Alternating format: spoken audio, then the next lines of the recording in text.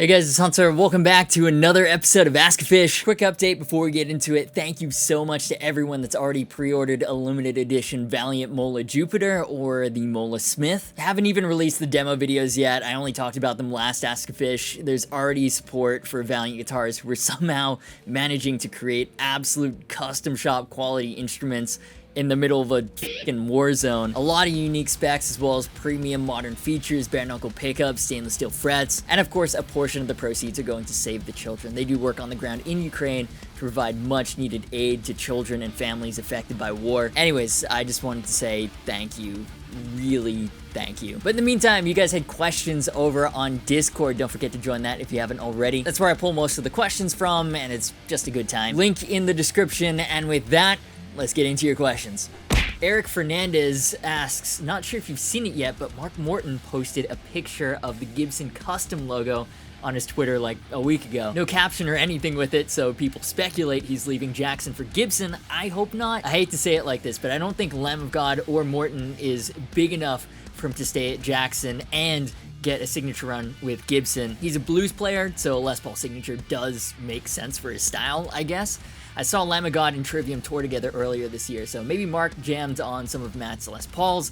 Who knows? Could be something, could be nothing. Yeah, pretty much my thoughts exactly. But since that cryptic tweet, there have been a couple more breadcrumbs. So a couple of weeks ago, Mark Morton of Lamb of God posted a Gibson custom split diamond logo on Twitter. He's such a troll on Twitter sometimes. He does not mind stirring the pot. It's quite entertaining. But because he's a bit of a troll, as Eric said, could be something, could be nothing. He's mentioned before that his 75 gold top Les Paul is one of his favorite guitars of all time. Hell yeah, Norland Les Paul supremacy. So that was it until he posted this, a red quilt top Les Paul standard, and asked for some name suggestions. It looks fucking nice, and I'm gonna say Red Rum, which is pretty basic, but it's pretty metal and it's got red in the name. If you follow me, we move. And it's a custom shop model, which I'm not saying there's a huge significance in that, but that is generally where Gibson starts with prototyping upcoming signature models. But the top on that Les Paul, it reminded me of something. Remember when we talked about that Cesar G picture at the Gibson lab where he was posing with the 84 Explorer reissue prototype? And there were a couple of Kirk Hammett signature prototypes in the background. You know, the one that may or may not be the, oh my god, is it finally happening, Hetfield Gibson signature. Well, there were a couple of other guitars on that rack that I wasn't paying as much attention to. Specifically, a figured top Les Paul in that same dark red color. And Instagram doesn't give you the best resolution to make out too many details, but you can clearly see the inlays are diagonally split blocks, much like the inlays in a certain Jackson Mark Morton Dominion. There's also an identical guitar in black right next to it, and I would like to take this time to mention the Dominion has come in both red quilt and gloss black. Speaking of which, by the way, the Dominion and all mention of Mark Morton have been scrubbed from the Jackson website. Very curious. Now, going back to this mystery red guitar, the direction of the diagonal on the inlays is opposite to the Dominions, and it's not clear if the line is abalone or just split, a la the Les Paul Supreme, which is a really cool guitar with both a carved top and a carved back. Unlike the double bound Supreme though, this only has top binding,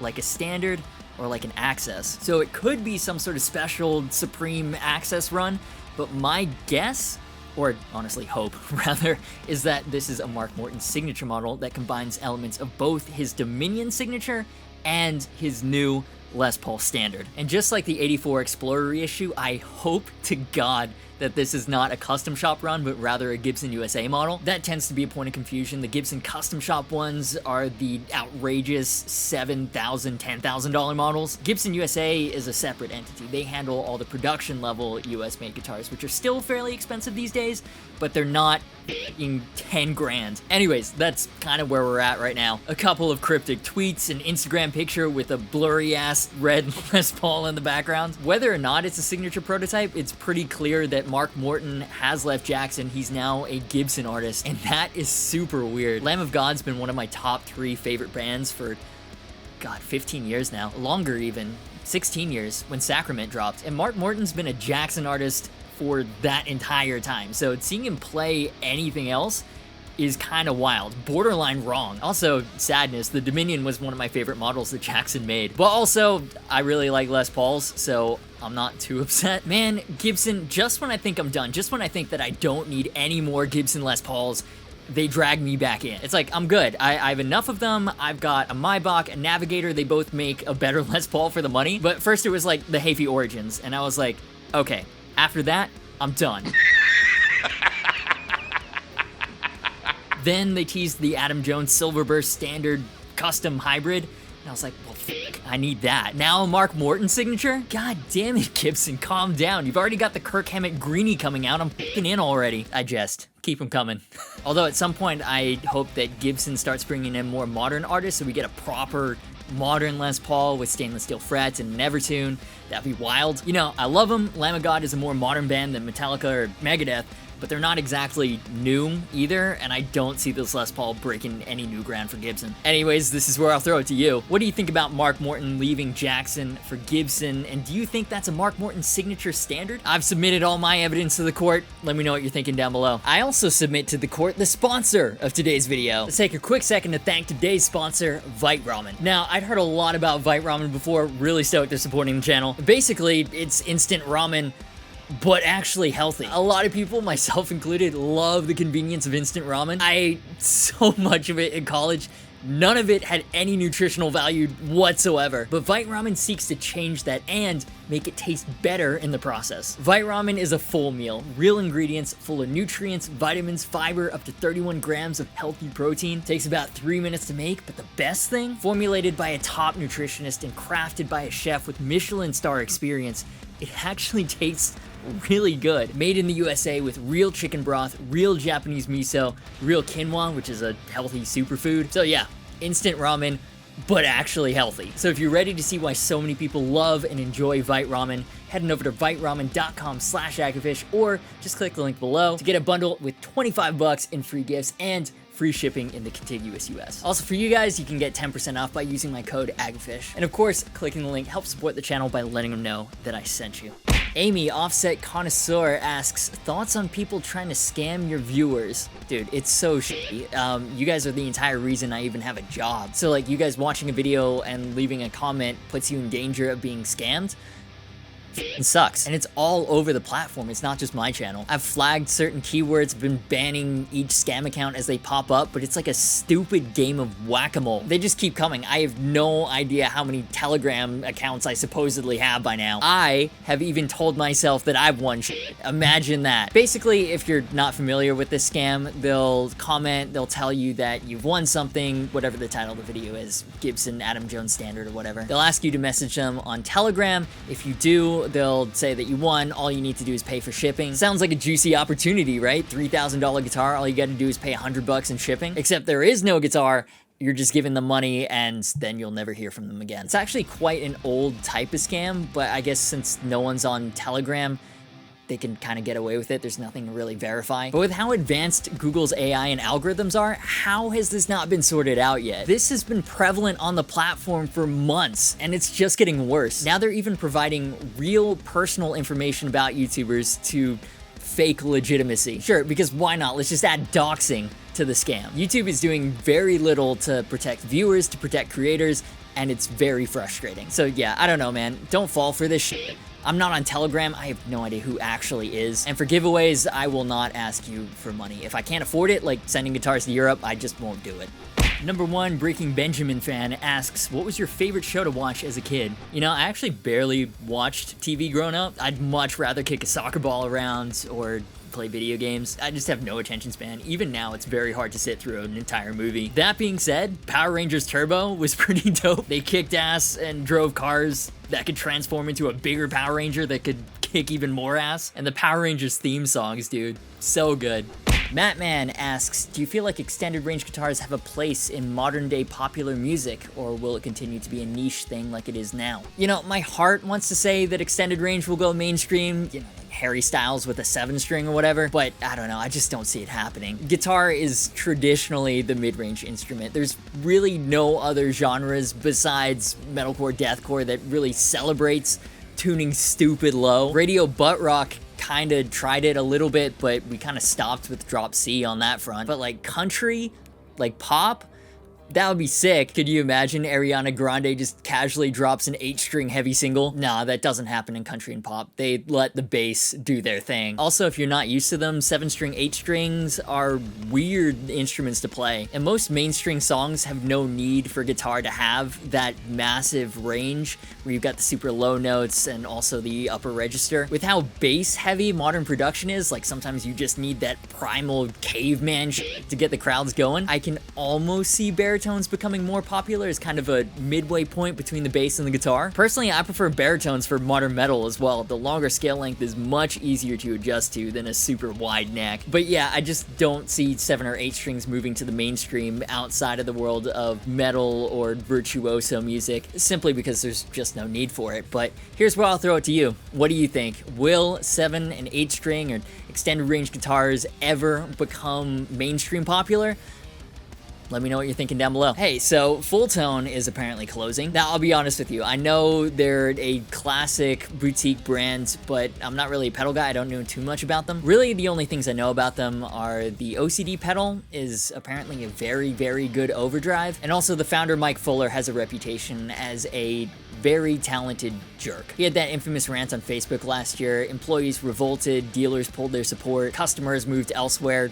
Free market. Apparently he'd had that reputation as a huge jerk for years before that though. But he's put the property up for sale and he's released one of the most gloriously tone-deaf closing statements I've ever seen. But let's go through it. You be the judge. It's with a heavy heart that I announced that Fulltone will be closing its doors in California after 30 years. The building, which I own, is up for sale. Myself and my crew want to thank you for your support all these years and for putting up with my eccentricities as well. Do not feel sorry for me. I have made many mistakes and learned a lot in the past 30 years. The heavy heart is for my 10, 15, 20, and 26 year employees who are like family. I would have closed Fulltone years ago were it not for them. I've done well financially, thanks in part to you and to the many large years in the roaring 2000s and beyond, plus real estate and some good investments. So it's time to enjoy the fruits of all that labor. I'm closing the Fulltone California shop because I will not start pumping my personal money into a business that no longer turns a profit. This 4-year climate makes 100% made in the USA impossible. Fulltone will remain a valid corporation. I'll continue to vigorously defend my $3 million worth of worldwide trademarks and patent, and will build a few pedals here and there as I am vividly aware of what it takes to keep my brand from being stolen. My plans? My wife and I bought a well-known artist's 17-acre property and world-class recording studio outside of Nashville last year. So I'm gonna go back to what I'm good at, playing guitar and recording my mediocre 70s rock. And I'll do the occasional outside project, particularly for unknown talent who could never otherwise afford to record through tape machines and great digital, let alone have 99 finely tuned vintage guitars, 65 vintage amps, and a ton of the finest vintage microphones at their disposal. Then this was a statement submitted to dealers, so he talks about submitting orders and closing down the dealer portal. He then closes with, it's time for the old guy to move out of the way and make room for the geniuses of the next, more digital generation. Thank you again, and feel free to reach out. Wow. Amazing. This 4-year climate, where other companies in the guitar industry have been posting record profits, that climate? What a weird statement. So Rich, I've got 99 vintage guitars, 65 vintage amps, $3 million trademark, 17-acre property, successful real estate portfolio, in part thanks to you. Don't feel sorry for me. Didn't cross my mind once, to be honest, dude. It's time for the old guy to move out of the way is pretty much the closest he comes to self-awareness. I mean, look, man, you hate seeing small businesses close. And made in the USA is hard. Massive respect to the companies that are committed to creating well-paying jobs and opportunities here. And it sucks. People are going to lose their jobs. A company that contributed to gear history like Fulltone, you would have loved to see an employee buyout maybe, but like this statement, man, half of it is just him flexing how rich and successful he is. It's like he wants to make sure everyone knows he's not closing because he's a loser. It's because of the domestic climate or whatever. I don't understand, man. Who writes this and is like, yep, this is my magnum opus. This is the message I want people to remember me by. Anyways, I guess I'll do as he asks and not feel sorry for him at all. But yeah, it sucks that people are gonna lose their jobs, and I hope that the Fulltone employees are able to land on their feet quickly. And congrats to all you who are looking to sell your Fulltone pedals. Can't wait for the reverb prices to go crazy. Moving on to another US company that can't seem to stop pulling out wins at the moment. Keep this on your radar. Friedman's just released a big, beefy tube amp, the SS100V2. It's an updated version of Steve Stevens' signature head. He's best known for his work with Billy Idol, but he also won a Grammy for his lead work in the Top Gun theme song. I'd argue that's his best work. Absolute legend. Still haven't seen Maverick yet, by the way. I hear it's amazing though. Who's seen it? What do you think? Anyways, Friedman's are essentially hot-rodded Marshalls, so the SS100V2 is a high-gain plexi in nature, like the original, but the dirty channels have been revoiced, they say, to be more percussive, more dynamic, but still very much high-gain plexi. They've also given it this sleek, blacked out look, and it looks so damn good. Now, I've never tried a Friedman outside of NAMM. Boutique Amps Distribution had this sick isolation booth, and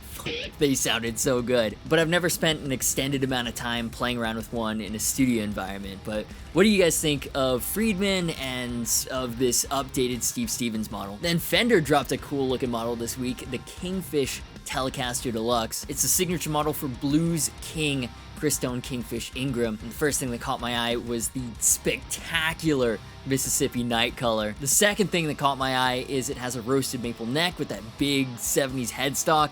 Love it. And the third thing I noticed is it's got a tune-o-matic, well, Fender calls it an adjust-o-matic bridge and tailpiece. I love all of that. And then it's got a 12-inch radius rosewood fingerboard and comes with the new custom Kingfish humbuckers, which will also be available for sale separately. They're, quote, modeled to emulate a 50s sound built for growling, overdriven blues rock, deliver deep, shimmering, and dynamic tones. So basically, it sounds like they've sneakily built him a Les Paul with a roasted maple neck upgrade, kind of. Obviously, it's got a Telecaster body and a V-shaped neck, so it's a bit different, but man, what a cool guitar. Speaking of Les Pauls, in case you missed it, the only other video I've uploaded this week is the Epiphone Matt Heafy Origins Les Paul custom demo. Really cool guitar. No one's quite doing the modern traditional thing quite like this. Been working on this video a while, wrote some Wish.com trivium for it. Matt himself came on to lay down an outrageous solo. It's just a really fun time. Go check it out if you haven't seen it yet, or rewatch it if you have. Link in the cards and in the description. And this segment is taking a little break, but it's back. It's time to hear from yet another adoring fan. It's the high praise of the week.